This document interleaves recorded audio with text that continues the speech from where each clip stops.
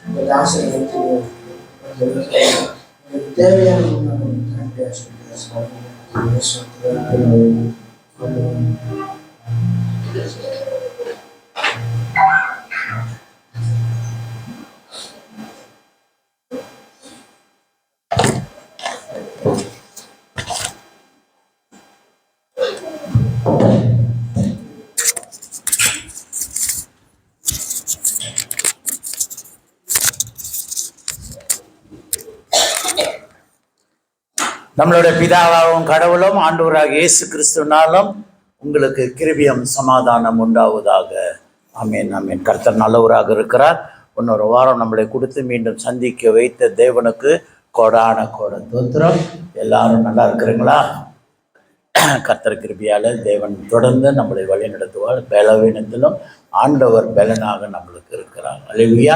விசுவாசிங்க. ஏன்னா ஆண்டவர் முன்கூட்டி நம்மளுக்கு சொல்லிட்டார், இந்த உலகத்தில் உங்களுக்கு கஷ்டங்கள் உண்டு, போராட்டங்கள் உண்டு, பிரச்சனைகள் உண்டு, நோய்கள் உண்டு. ஆனால் திடங்கொள், அது எல்லாம் நான் ஜெயித்து வைத்து போயிருக்கிறேன். ஆண்டவர் பரலோகத்துக்கு போயிருக்கிறார். இன்றைக்கு பிரசங்கத்தின் தலைப்பு த வே ஹோம், பரலோகத்தின் வழி. perjalanan kita ke surga. Rumah itu adalah rumah kita surga. இன்றைக்கு ஈஸ்டருக்கு பின்பு எத்தனாவது ஞாயிறு? மூன்றாவது ஞாயிறு, the third Sunday after Easter. கிறிஸ்து பிரியமானவர்களே, இன்றைக்கு பிரசங்கத்தின் தலைப்பு யோவான் 13 வசனம் 31 35 வரைக்கும் நாம் தியானிப்போமாக. அல்லேலூயா. ஆண்டவர் சொல்லியிருக்கிறார், இன்னும் கொஞ்ச காலம்தான் நான் உங்களோடு இருப்பேன், நான் மீண்டும் தேவன் அனுப்பினார், அவர்கிட்டயே நான் திரும்பி போவேன், ஆனால் நான் மீண்டும் வருவேன். நான் போன நோக்கம் காரணம் அது உங்களுக்கு தெரியும். ஆண்டவர் ஏன் பரலோகத்துக்கு போனார்? அவர் சொல்லிக்கிட்டு போயிருக்கிறார், நான் உங்களுக்கு ஒரு இடம் ஆயத்தம் பண்ண. அப்போ ஆண்டவர் நம்மளுக்கு ஒரு இடம், அதுதான் அந்த இல்லம், நம்மளுக்கு நிரந்தரமான இல்லம், the permanent home for us. அந்த வழி ஆண்டவர் நம்மளுக்கு கொடுத்து போயிருக்கிறார். அதுதான் சொல்றார், நானே வழியும் சத்தியமும் ஜீவனமாய் இருக்கிறேன். அந்த ஆண்டவர் மீண்டும் வருகிறார். அந்த ஆயத்தப்படுத்த இல்லத்துல அவர் நம்மளையே தங்க வைக்க போறார். Yesus kata, lagi sikit hari saja saya akan bersama kamu. அதாவது இந்த வசனத்துல நம்ம வாசிக்கும் போது ஆண்டவர் சிலுவைக்கு முன்பு பேசுறார். Before he goes to the cross, he spoke about this. Dia mengucap dan memberitahu kepada murid-muridnya, lagi sikit hari saja saya akan bersama kamu. இன்னும் கொஞ்ச காலம் தான் நான் உங்களோடு இருப்பேன். I'll be with you for a short while.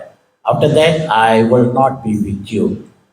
அவரு சிலுவை குறித்து பேசுகிறார். சிலுவிலே அவரையே போடுகிறார், சிலுவிலே அவர் மரணம் அடைகிறார். அதுதான் நம்ம குட் ஃப்ரைடே அன்னைக்கு நம்ம வாசித்து தியானத்தை பண்ணோம். அந்த மரணத்தின் பிறகு ஈஸ்டருக்கு அவர் 3வது நாள் உயிரோடு வந்தார். வந்துட்டு அவர் எல்லாத்தையும் பார்த்துட்டு பிறகு அசென்ஷன் டே பை பாய்ன்னு சொல்லிட்டு அவர் வானத்துக்கு எடுக்கப்பட்டார், பரலோகத்துக்கு. இப்போ அவர் அங்கே போயிருக்கிறார். அந்த போகிற இடத்துல அவர் நம்மளுக்கு சொன்னபடி இடம் ஆயத்தப்படுகிறார். மீண்டும் வருகிறார், அந்த இடத்துக்கு, அந்த வீட்டுக்கு நம்மளையே தங்க வைக்க போகிறார். Dia akan kembali. Yesus berkata sedemikian sebelum hari keangkatan beliau, sebelum dia disalibkan. Dia berjanji, kata, saya akan kembali. Sekejap saja saya akan bersama kamu.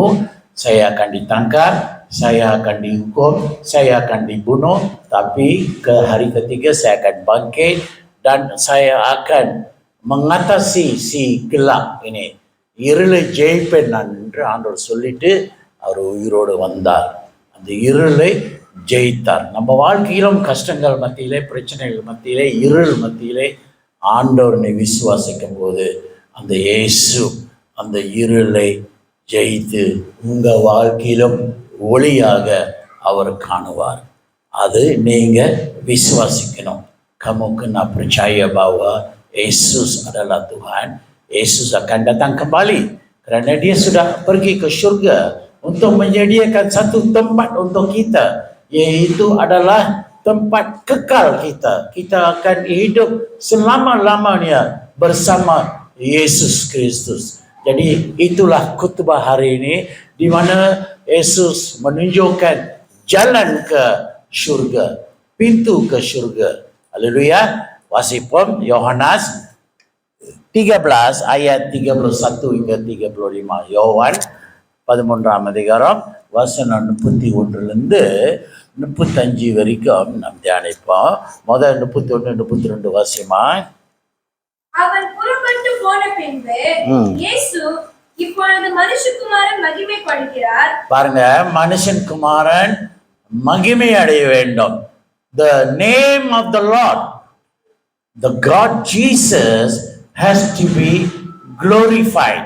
So he has to go to the cross. திருக்கு தரிசனமாக உரைக்கப்பட்டது, அது நிறைவேறணும். இயேசு உயிரோடு 3வது நாள் எழும்பி வரப்போறார். அந்த இயேசு மகிமை அடைய வேண்டும். அந்த நாம அது அவரு கடந்து போகணும், அவரு செய்து முடிக்கணும். அதனால தான் சிலுவையை நோக்கி போய்கிறார். நீங்க நினைக்கலாம், அவர் தான் ஆண்டவராச்சே, ஏன் அவருக்கு அந்த பாடு வர வேண்டும், ஏன் அந்த கஷ்டங்கள் வர வேண்டும்? அவர் என்ன சொல்ல வருனாக்கா, உலகத்துல மனிதனாக அவர் வாழ்ந்தார், நீங்களும் மனிதனாக வாழ்ந்து கொண்டிருக்கிறார். அவர் ஆண்டவர் குமாரன், பரவாயில்ல. இல்லை, உங்களுக்கு எப்படி பாடுகள் உண்டோ, உங்களுக்கு எப்படி பிரச்சனைகள் உண்டோ, எப்படி கஷ்டங்கள் உண்டோ, அது இயேசு கடந்து போனார், அவர் ஜெயித்தார். ஆக நீங்க அந்த இயேசு விசுவாசிக்கும் போது நீங்களும் ஜெயம் அடைவீர்கள். ஏன்னா இயேசு சொன்னார், இந்த உலகத்தையே நான் ஜெயித்தேன், திடன் கொள்ளுண்டு. Beliau telah janji, kamu akan menghadapi segala kesengsaraan, segala kepahitan, segala kesakitan dalam dunia ini. Tetapi percayalah, saya telah percaya, saya telah hidup dalam dunia ini sebagai manusia dan telah menghadapi dan telah mengalami apa yang manusia menghadapi, apa yang manusia menduga, dia juga telah hadapi semua dan berjaya mengatasi semua. Begitulah juga bila kamu percaya kepada Yesus, beriman kepada Yesus, kamu pun akan berjaya mengatasi segala kegelapan dalam kehidupan kamu. Pasiman. இப்பொழுது மனுஷகுமாரன் மகிமைப்படுகிறார், தேவனும் அவரில் மகிமைப்படுகிறார். தேவன் அவரில் மகிமைப்பட்டிருந்ததால் தேவன் அவரை தம்மில் மகிமைப்படுத்துவார், சீக்கிரமாய் அவரை மகிமைப்படுத்துவார். பிள்ளைகளே, இன்னும் கொஞ்ச காலம் நான் உங்களுடனே கூட இருப்பேன்.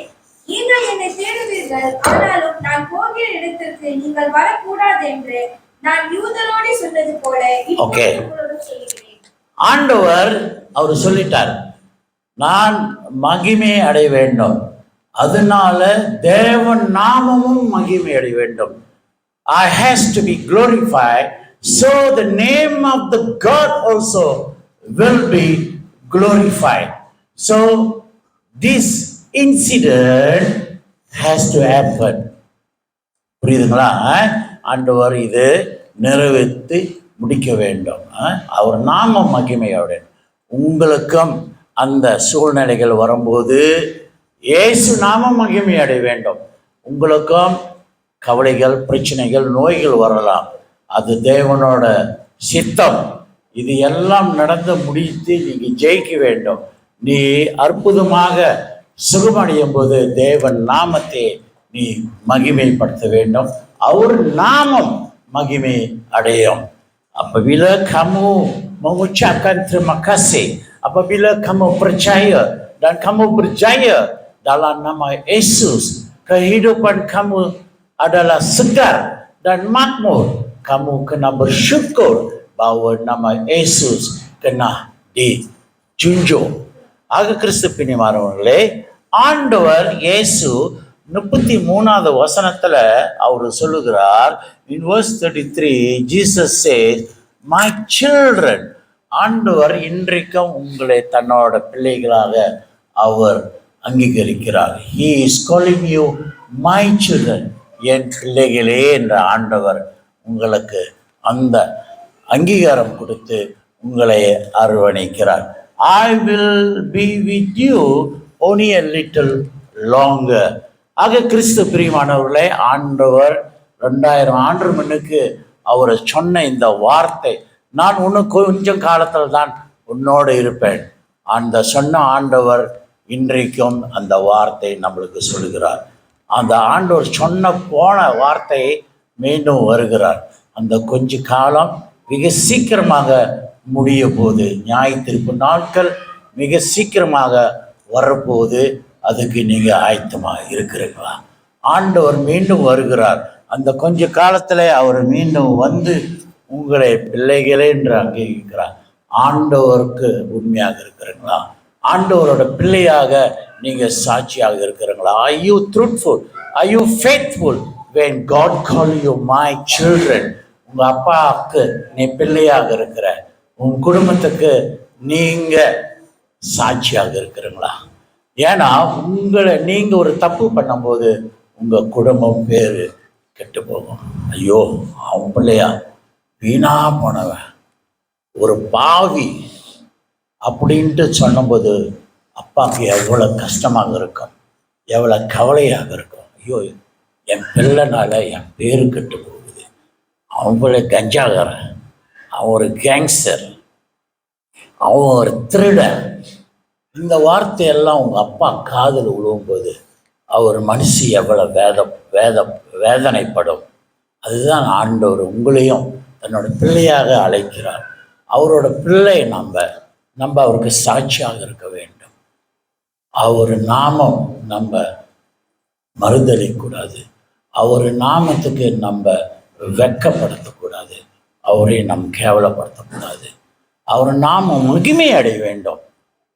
இவன் இயேசுவின் பிள்ளை, இவன் கிறிஸ்துவன், அவனை பார்த்து நீ திருந்துடா அப்படி சொல்லும்போது ஆண்டவருக்கு மிக மகிமையாகும். ஆண்டவருக்கு எவ்வளோ சந்தோஷம், என் பிள்ளை எனக்கு சாட்சியாக இருக்கிறான்.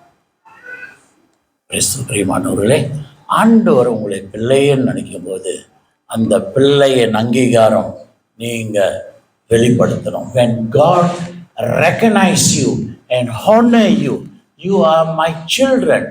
As a child of God, as a child for your father, you must honor your father. You must honor your family name.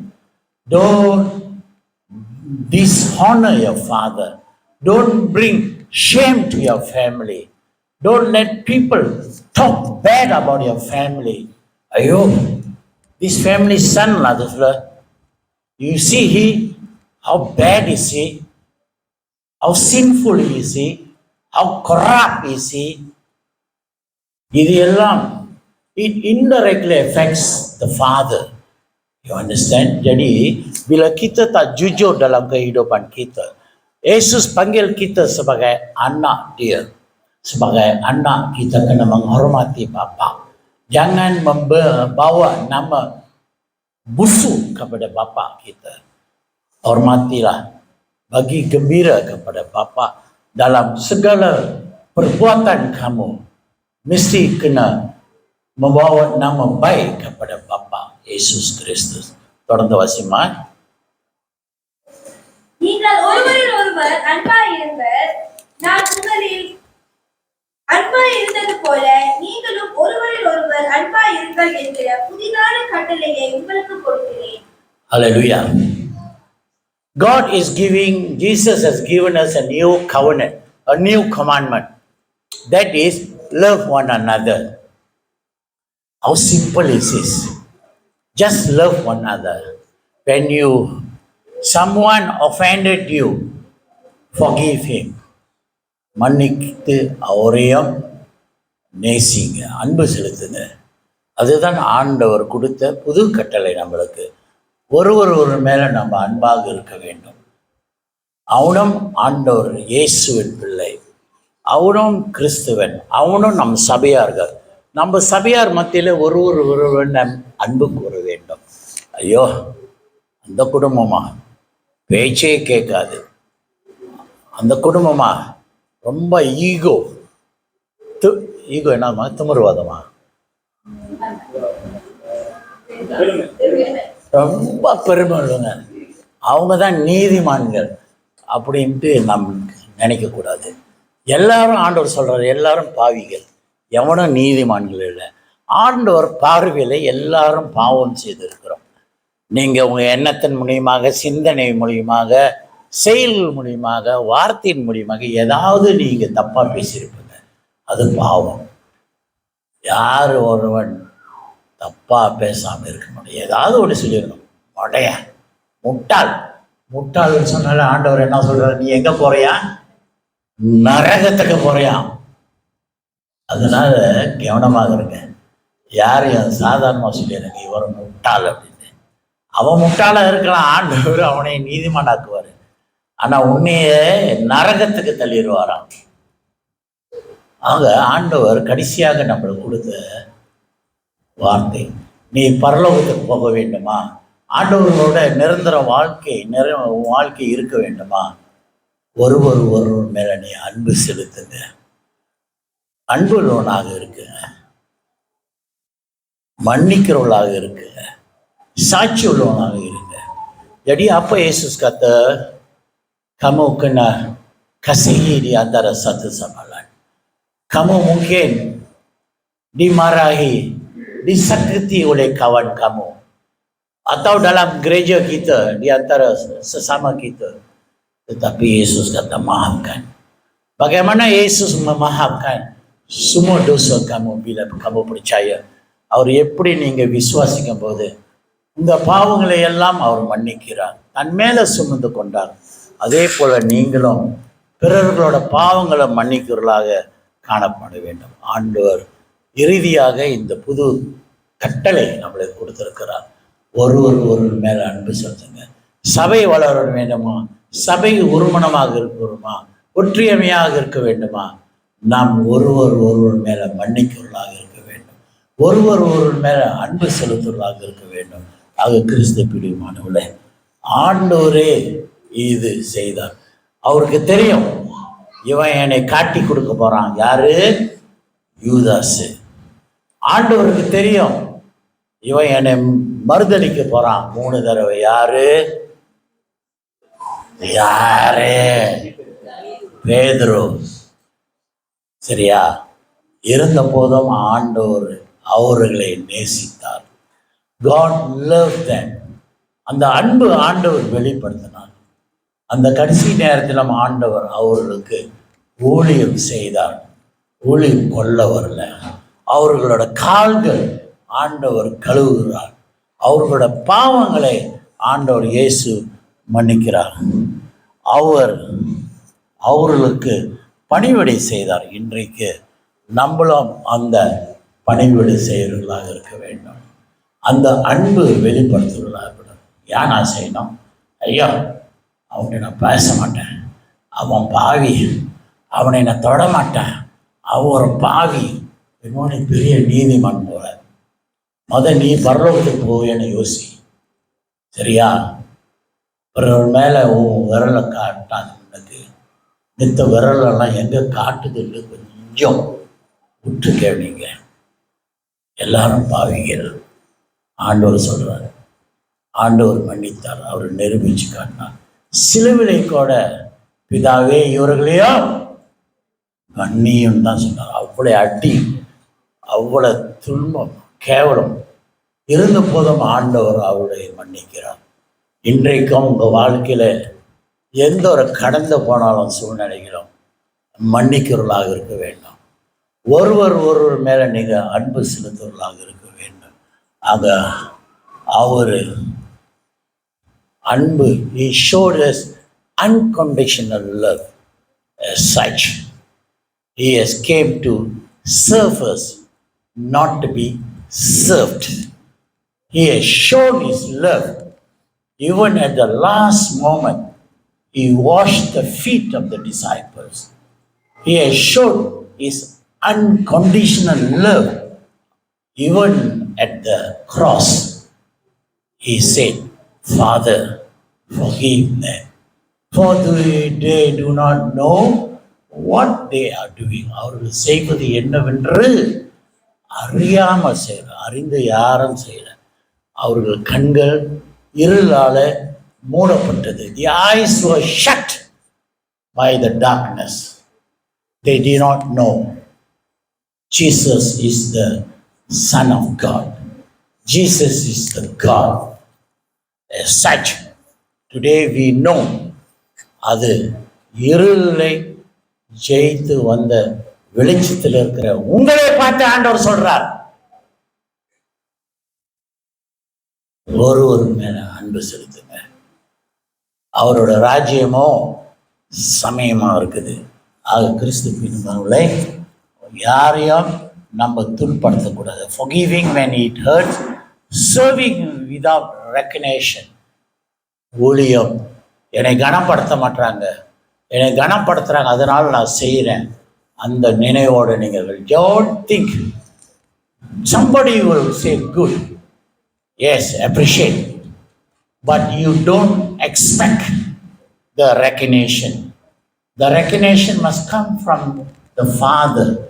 அப்பா கிட்ட இருந்து அந்த கனம் உங்களுக்கு வர வேண்டும். மனிதன்கிட்ட இருந்து எதிர்பார்க்க, ஐயோ நானே செய்யணுமா, நானே சாப்பாடு போடணுமா, நானே கழுவணுமா, நானே நாக்காளி சுத்தம் பண்ணணுமா, சர்ச்சு கூட்டணுமா. ஆண்டவர்கிட்ட நீங்க செய்யுங்க. மனிதனை நீங்க எதிர்பார்க்காதுங்க. ஆண்டவர் நாமத்துக்கு மகிமையாக நீங்க செய்யுங்க. ஆண்டவர் வருகிலே உங்களை கனப்படுத்துவார். ஆக நீங்க எதிர்பார்க்கிற அந்த கனம் ஆண்டவர்கிட்ட இருந்து வர வேண்டும். மனுஷன்கிட்ட இருந்து எதிர்பார்க்காதுங்க. மனுஷன் இன்றைக்கு முன்னுக்கு நல்லா இனிப்பா பேசுவான், என்ன இருக்கா வீணா போனவன் அப்படின்னு பேசிட்டு இருப்பாங்க. அது மனுஷன். ஆண்டவர் அப்படி இல்லை. அவர் வருகிலே நம்மளை உயர்த்துவார். Caring even when it is inconvenient. அதுக்கு நம்மளுக்கு இன்கன்வீனியன்ட் நம்ம சொல்லுவோம், வசதியாக இல்லைனாலும் இட் இஸ் இன்கன்வீனியன்ட். அது அவர்கள் மேலுக்கும் நம்ம அன்பு செலுத்த வேண்டும். ஐயோ எனக்கும் எல்லாத்துக்கும் பிரச்சனை தான். அந்த சூழ்நிலை மத்தியிலும் நீ கை கொடு. Give your hand. Even when you are in inconvenience, when you are in trouble, when you are in hurry, just lift up your hand and lift him up. Stretch your hand and lift him up. Tolonglah di antara satu sama lain. Semua orang ada masalah. Semua orang adalah dalam kesusahan. Bila saudara kamu sudah jatuh, bagilah tangan, hulurlah tangan, angkat dia daripada masalah itu. Bapa Yesus akan menghormati. Murid jamaah இருக்குதா ஒன்று 36:5. நீங்கள் ஒருவரில் ஒருவர் அன்புள்ளவர்களாய் இருந்தால் அதனால் நீங்கள் என்னுடைய சீஷர்கள் என்று எல்லாரும் அறிந்து கொள்வார்கள் என்றார். God is telling, when you show your love one another, ஒரு மேல நீங்க அன்பு செலுத்துங்க. பார்க்குறவங்க இவன் கிறிஸ்தவன் தான், இவன் இயேசுவின் பிள்ளைடா, you are the child of God, you are the disciple of God. People will recognize you, will see the love in you. அவனுங்களும் மனமாற அன்பின் மூலியமாக, இயேசுவின் அன்பின் மூலியமாக வெளிப்படுத்துங்க. Tunjuklah kasih sayang Yesus Kristus. Apabila orang melihat kamu, mereka akan kata, ini mesti pengikut Yesus Kristus. Ini mesti anak Kristus. Inilah iktiraf Tuhan akan bagi kepada kamu. ஆக கிறிஸ்து பிரியமானவர்களே, அன்பு வெளிப்படையாக வெளிப்படுத்த வேண்டும். அந்த விசுவாசம் நம்மளுக்கு, அதை நம்பும்போது விசுவாசம் அது மறைமுகமாக இருக்கலாம், மனிதனுக்கு தெரியாது, ஆனால் ஆண்டவருக்கு தெரியும் உங்களோட விசுவாசம். ஆக கிறிஸ்து பிரியமானவர்களே, beloved God, examine your love. Is it conditional or does it reflect Christ's love? இன்றைக்கு உங்கள் வாழ்க்கையில் அந்த அன்பு வெளிப்படுத்த வேண்டும். உங்களையே நீங்கள் ஆராய வேண்டும். நான் வெளிப்படுத்துறது இது இயேசுவின் அன்பா, இல்லாது ஒரு நோக்கத்தோடு அந்த அன்பு நீங்கள் வெளிப்படுத்துறீங்களா? நான் செய்தால் அவன் எனக்கு திரும்பி செய்வான். நான் அன்பை அவனை காட்டினாக்கா அவனை நல்லா பேசுவான். அது நீ எதிர்பார்க்குறியா? எதுவும் எதிர்பார்க்காத இயேசு நம்ம மேலே அன்பு செலுத்தினார். ஒரு கண்டிஷன் எதுவும் கொடுக்கல. அவர் உங்கள்கிட்ட எதிர்பார்க்கறது அவரை விசுவாசிங்க, ஒருவர் மேலே நீங்கள் அன்பு செலுத்துங்க, அவரை மீண்டும் வருகிறார். கொஞ்ச காலம்தான் அவனோட இருப்பன்னு சொன்ன போன ஆண்டவர் அந்த கொஞ்ச காலம் மிக சீக்கிரத்தில் முடிய போகுது. அவர் வருகிறார். அந்த வருகையிலே தேவனோட நம்ம நித்திய வாழ்வு அடைய வேண்டும். We have to live permanently in the kingdom of God. The world is temporary. இது ஒரு டெம்பரரி தான், நிரந்தரமான இடம் நம்மளுக்கு இல்லை. நம்ம வாழ்க்கை, நம்ம உயிர் எப்போ ஆண்டவர் எடுத்துக்கொள்வோம் நம்மளுக்கு தெரியாது. ஆனால் அதை எடுத்துக்கொள்ளும் போது நான் இயேசுவின் பிள்ளையாக இருக்க வேண்டும். For me to live is Christ, to die is gain. நீ வாழும்போது கிறிஸ்துக்காக சாட்சியாக நீங்கள் வாழணும். இந்த உலகத்தை விட்டு நீ போகும்போது விசுவாசிங்க, நான் இயேசுவோடு இருப்பேன் என்று. அது எனக்கு ஆதாயம். கிறிஸ்து எனக்கு ஜீவன், சாவு எனக்கு ஆதாயம். சிலருக்கு என்னடா சாவு ஆதாயம், ஆதாயம் நம்மளுக்கு. ஏன்னா நம்ம மரித்தாலும் மீண்டும் உயிர்த்தெழுந்து இயேசுவோடு இருக்கிறோம், நித்திய வாழ்வு. அதுதான் ஆதாயம் என்று நம்ம சொல்கிறோம். அல்லேலூயா. கிறிஸ்து பிரியமானவர்களே, இன்றைக்கு உங்கள் வாழ்க்கையில பரலோகத்தை நோக்கி பாருங்க. அதுதான் நம்மளுக்கு நிரந்தரமான இடம். Tempat rumah kekal kita adalah syurga. Tumpukan perhatian kita kepada Yesus, di mana Yesus sekarang berada bersama Bapa dan sedang menyediakan tempat kekal untuk kita, rumah kekal untuk kita. Dunia ini bukannya rumah kita, dia adalah sementara. Apabila kita mati, Yesus akan bangkitkan kita dan membawa kita ke rumah tetap. Jadi itu adalah perjalanan kita ke syurga. Jadi apa Yesus kata, selagi sehingga saya datang, kamu kasihilah di antara satu sama lain dan menjadi contoh sebagai kasih saya, supaya orang akan jadi saksi ini adalah anak Yesus. Karena Yesus telah mengiktirafkan kita adalah anak Yesus. Jadi orang akan mengiktiraf dia benar, dia adalah anak Yesus. Kamu tengok kasih sayang dia, kamu tengok kehormatan dia, keluarga dia, anak-anak dia. Begitu bangga kehidupan kita bila Yesus datang. அந்த ஆண்டவர் இயேசுவை தொடர்ந்து நம்புங்க, விசுவாசிங்க. இயேசுதான் நம்மளோட வழி. அல்லேலூயா. ஜெபம் செய்வோம்.